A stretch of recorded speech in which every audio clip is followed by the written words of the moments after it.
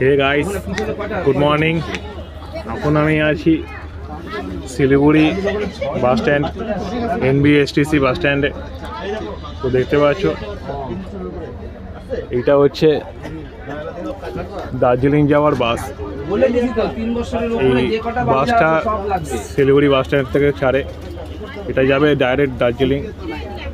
তো মোটামুটি 2.5 থেকে 3 ঘন্টা টাইম লাগে যদি জ্যাম না থাকে, আর যদি জ্যাম থাকে তাহলে একটু টাইম বেশি লেগে যাবে।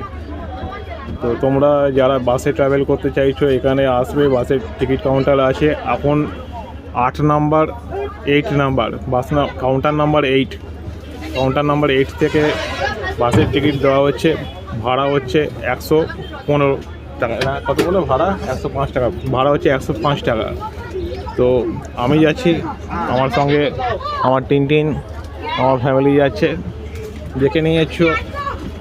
তো যারা বাসে ট্রাভেল করতে চাইছো তোমরা এখানে সিটটা ভালো দেখে নিতে পারো। কাউন্টারে তোমরা বলতে পারো যে সবসময় চেষ্টা করবে বাঁদিকে বসা, তাহলে কী হবে ভিউ পয়েন্ট যে সাইড সিনগুলো সেগুলো তোমরা ভালো দেখতে পাবে যদি বাঁদিকে বাসে বাঁদিকে বসো।